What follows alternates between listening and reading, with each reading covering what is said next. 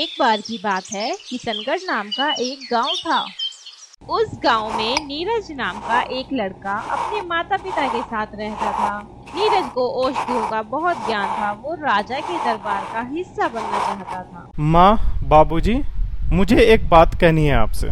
मैं सोच रहा हूँ कि अब इस गांव में मुझे नहीं रुकना चाहिए। मुझे लगता है कि मेरे पास जो औषधियों का ज्ञान है वो केवल यहीं तक सीमित रह जाएगा मेरे यहाँ रुकने। मुझे लगता है मेरे पास जो औषधियों का ज्ञान है वो केवल यहाँ तक सीमित नहीं रहना चाहिए। इसलिए मैं राजा के दरबार में जाना चाहता हूँ जहाँ पर एक वैद्य की जरूरत है। मुझे लगता है कि मैं वहाँ पर रहकर कुछ बड़ा कर सकता हूँ। राज दरबार? बेटा, वहाँ पहुँचना आसान नहीं है। वहाँ तो बड़े बड़े लोग जाते हैं। माँ, पास के गांव में एक स्वामी जी रहते हैं। वो रोज दरबार में जाते हैं और राजा के यहाँ काम करते हैं। मैं उन्हीं के पास जाकर उनसे सहायता मांगूंगा। ठीक है बेटा, जाओ, जाकर उनसे इस विषय में बात करो। मुझे तुझ पर बहुत गर्व है बेटा। जा और अपना सपना पूरा कर। मुझे बस आप दोनों का आशीर्वाद चाहिए। मैं आपको कभी भी शर्मिंदा नहीं करूंगा। जा बेटा, और पूरे आत्मविश्वास के साथ जा। हमारा आशीर्वाद हमेशा तेरे साथ है। फिर नीरज स्वामी जी के घर की ओर चल देता है। रास्ते में उसको एक गरीब आदमी मिलता है। भैया रुको, जरा मदद कर दो।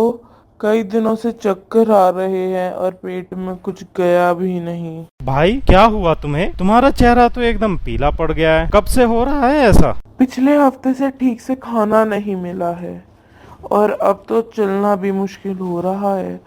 अगर कुछ पैसे दे सकते हो तो मैं कुछ खा लूं। भाई, मेरे पास धन तो नहीं है, लेकिन मैं तुम्हारी मदद जरूर कर सकता हूँ। नीरज पास के जंगल में जाता है और कुछ औषधियाँ, पत्तियाँ व जड़ी बूटियाँ लेकर लौटता है। ये लो, ये औषधि खा लो। ये पत्तियाँ चक्कर और कमजोरी दोनों में फायदा करती। कुछ ही देर में तुम अच्छा महसूस करने लगोगे। तुम्हें सच में औषधि का इतना ज्ञान है? हाँ भाई, थोड़ा बहुत जानता हूँ और जो जानता हूँ वही बांटता हूँ। मैं तुम्हारी समझदारी से बहुत खुश हूँ बेटा। तुम्हारे पास कुछ भी नहीं था, ना धन ना सुविधा, फिर भी तुमने अपनी बुद्धि और करुणा से मेरी मदद करी। आप कौन हैं प्रभु? आपकी बातों में कुछ अलग ही असर है। मेरे बारे में जानना जरूरी नहीं है वत्स। महत्वपूर्ण यह है कि तुम जैसा युवा सेवा और ज्ञान के मार्ग पर हो। तुम्हारी सोच बहुत ऊंची है और यही तुम्हें दूर तक लेके जाएगी। आपकी बातें मेरे लिए एक आशीर्वाद जैसी हैं। आपने मुझे और अच्छा कार्य करने के लिए शक्ति और हिम्मत दी है। मैं आपका अपने तहे दिल से इसके लिए शुक्रिया कहता हूँ। फिर वो गरीब आदमी अपने दोनों हाथों में दही से भरे 2 बर्तन प्रकट करता है। नीरज, यह कोई साधारण दही नहीं है। इससे बाएं हाथ वाले बर्तन की दही से बुद्धि बढ़ेगी और दाएं हाथ वाली दही से धन की प्राप्ति होगी। क्या सच में इन दोनों का अलग अलग असर है? हाँ बेटा, ये दोनों दही का एक वरदान है। इनमें से हर एक का असर गहरा है। फिर नीरज दोनों बर्तन की दही खा लेता है। अरे, तुमने तो दोनों दही खा ली। प्रभु, आपने किसी एक को खाने के लिए कहा ही नहीं, सिर्फ ये बताया था कि किससे क्या होगा। तो मैंने सोचा कि मुझे बुद्धि भी चाहिए और धन भी चाहिए, क्योंकि अगर धन ना हो और केवल बुद्धि हो तो उसका भी कोई फायदा नहीं, और अगर केवल धन ही धन हो और बुद्धि ना हो तो उसका भी कोई फायदा नहीं। तुम तो सच में चतुर भी हो और दिल के साफ भी। लोग अक्सर सोचते ही रह जाते हैं, तुम तो समझदारी से दोनों पा लिए। मुझे बुद्धि चाहिए ताकि मैं सही रास्ता, और मुझे धन चाहिए ताकि मैं दूसरों की मदद कर सकूं। तुम्हारी सोच महान है नीरज। तुम्हें दोनों वरदान मिलेंगे, बुद्धि भी और समृद्धि भी। फिर वह स्वामी जी के घर की ओर चल देता है।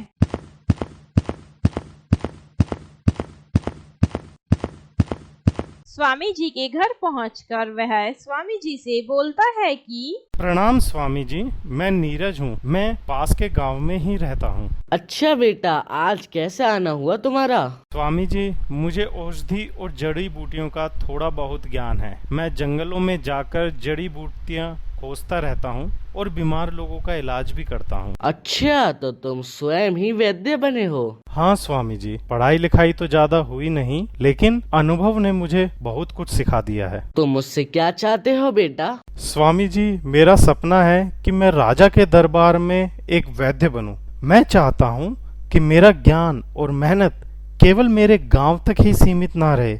मैं ज्यादा से ज्यादा लोगों की सहायता करना चाहता हूँ। नीरज अपने थैले से एक किताब निकालता है। स्वामी जी, ये किताब मैंने खुद लिखी है। इसमें बहुत से पेड़ों, पौधों, बीमारियों और उनके इलाजों का वर्णन है। फिर स्वामी जी वो किताब पढ़ते हैं। बेटा, यह तो बहुत ही अद्भुत पुस्तक है। इतनी गहराई और अनुभव, क्या सच में ये तुमने ही लिखी है? हाँ स्वामी जी, हर बात मैंने अनुभव से लिखी है। मैंने लोगों की सेवा करते करते जो कुछ भी सीखा है वो सब मैंने इस किताब में लिखा है। तो फिर सुनो नीरज, मैं स्वयं राजा के दरबार जाऊंगा। तुम्हारी इस किताब और तुम्हारे ज्ञान के बारे में राजा से बात करूंगा। अगर राजा को यह बात पसंद आई तो मैं तुम्हें दरबार बुलवा लूंगा। स्वामी जी, जब तक आप दरबार से लौटते हैं तो क्या मैं आपके पास रह सकता हूँ? मैं आपके कार्यों में आपका हाथ बटा दूंगा। आपके साथ रहकर मुझे भी बहुत कुछ सीखने को मिलेगा। बिल्कुल रहो बेटा, तुम जैसे जिज्ञासु और मेहनती शिष्य को मैं मना कैसे कर सकता हूँ। तुम यही रहो, सेवा भी करो और ज्ञान भी लो। धन्यवाद स्वामी जी, मैं पूरी लगन और मेहनत से आपके पास रहकर आपकी सेवा करूंगा। स्वामी जी किताब लेकर राजा के पास चले जाते हैं।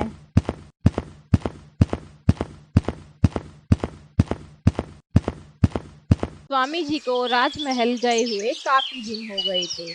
वहाँ से कोई भी संदेश न आने पर नीरज सोचता है कि स्वामी जी को गए हुए बहुत दिन हो गए हैं, उनकी कोई खोज खबर ही नहीं आई। शायद वो व्यस्त होंगे बहुत। लेकिन मैं सिर्फ इंतजार नहीं कर सकता, मुझे ही कुछ काम करना होगा। फिर नीरज राजा के महल की ओर चल देता है। नीरज राजमहल के द्वार पर पहुंचा और वहां उसको एक द्वारपाल रोक लेता है। रुकिए, आप यहाँ क्यों आए हैं? क्या आपके पास कोई अनुमति पत्र है? यह कोई साधारण जगह नहीं है जहाँ हर कोई आ सकता है। सुनो भाई, मुझे राजा से मिलना है। मैं उनके लिए एक बहुत महत्वपूर्ण पुस्तक लाया हूँ। यह किताब उनकी दरबार के लिए बहुत फायदेमंद हो सकती है। मुझे यकीन है कि अगर राजा इसे देखेंगे तो उन्हें इस किताब की महत्वता समझ में आ जाएगी। किताब? तुम एक सामान्य व्यक्ति लगते हो और तुम कहते हो कि यह किताब राजा के लिए महत्वपूर्ण हो सकती है। क्या तुम समझते हो कि राजा से मिलना इतना आसान होता है? मैं जानता हूँ यह कोई साधारण बात नहीं है, लेकिन यह किताब वास्तव में अद्भुत है।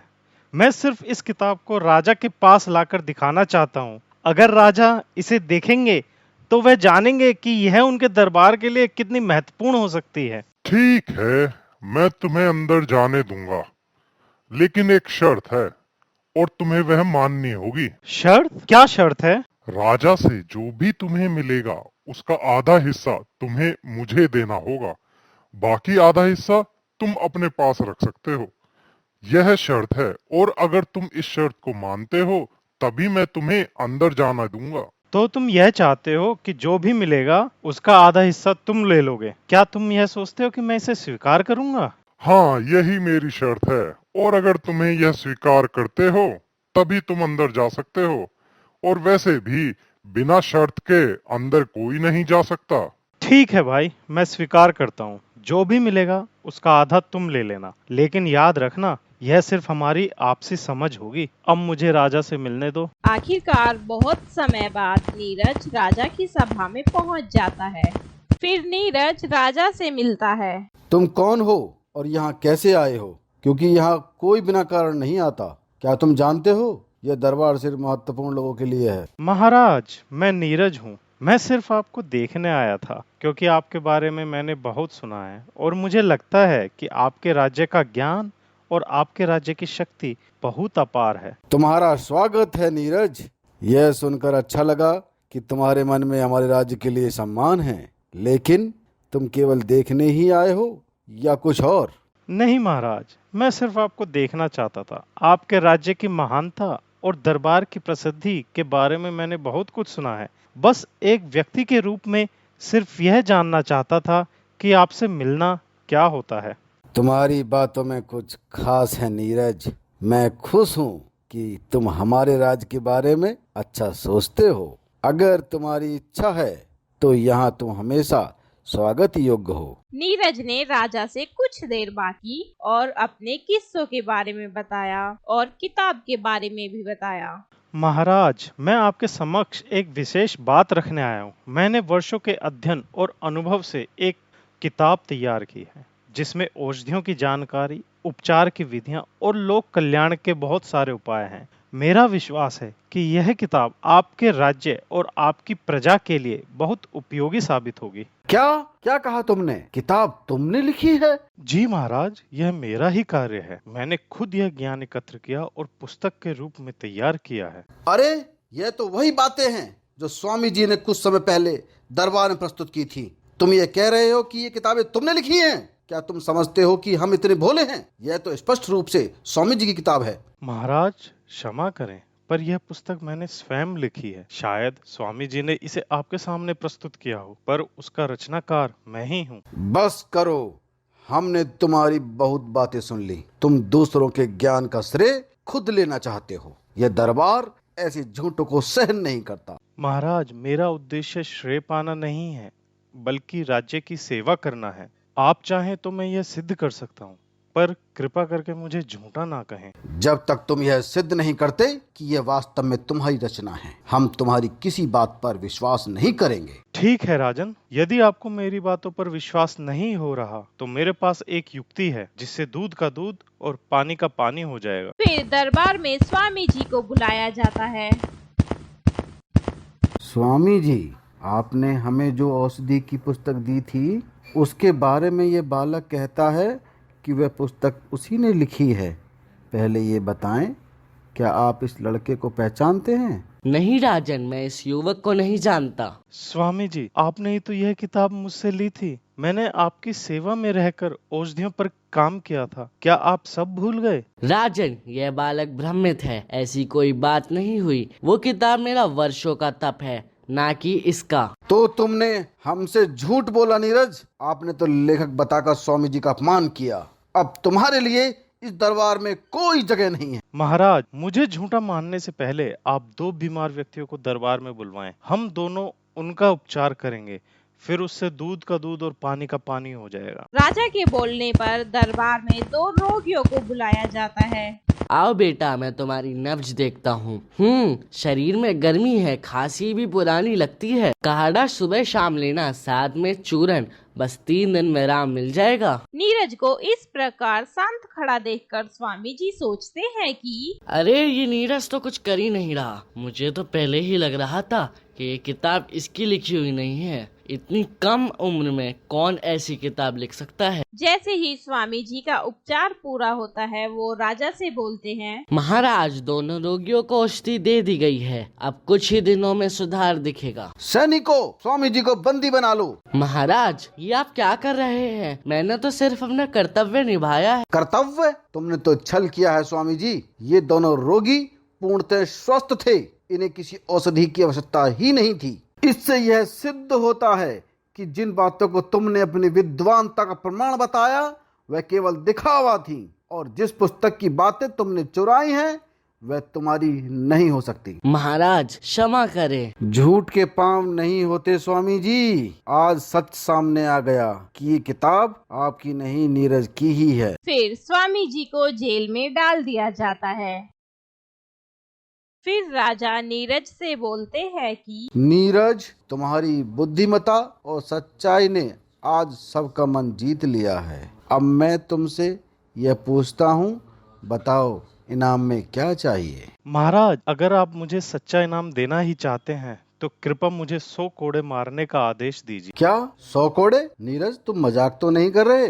ऐसा इनाम कोई क्यों मांगेगा? नहीं महाराज, यह कोई मजाक नहीं है। दरअसल जब मैं महल में प्रवेश करना चाहता था तो एक द्वारपाल ने मुझे भीतर आने से रोका। तो फिर तुम महल के भीतर आए कैसे? मैंने द्वारपाल से कहा था कि मैं आपको केवल एक किताब दिखाने आया हूँ, परंतु उसने बिना किसी अधिकार के मुझसे एक अन्यायपूर्ण शर्त रखी। उसने कहा कि जो भी इनाम मुझे मिलेगा उसका आधा हिस्सा उसे देना होगा, और मैंने उस समय मंजूरी दे दी थी क्योंकि मैं सच तक पहुंचना चाहता था। अब आप जब मुझे 100 कोड़े मारने का इनाम देंगे तो इससे उस द्वारपाल का हिस्सा भी पूरा हो जाएगा और 50 कोड़े उसे भी मिलेंगे। सैनिकों, उस द्वारपाल को तुरंत पकड़ लाओ जो अपने पद का दुरुपयोग करता है। वो इस महल के योग्य नहीं है। राजा के बोलने पर दरबार में द्वारपाल को भी बुलाया जाता है।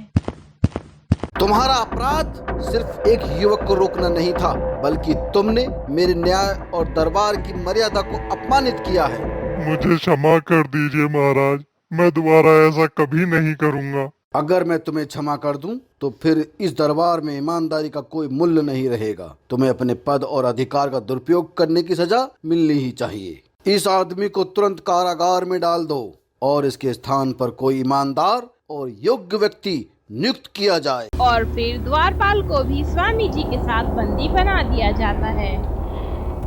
फिर नीरज को राजवैद्य बना दिया जाता है। नीरज, आज तुमने केवल अपनी नहीं बल्कि पूरे इस राज्य की मर्यादा और सच्चाई की रक्षा की है। अब तुम्हारी ज्ञान की रोशनी से पूरा राज्य लाभान्वित होगा और ये दरबार अब तुम्हारा अपना है।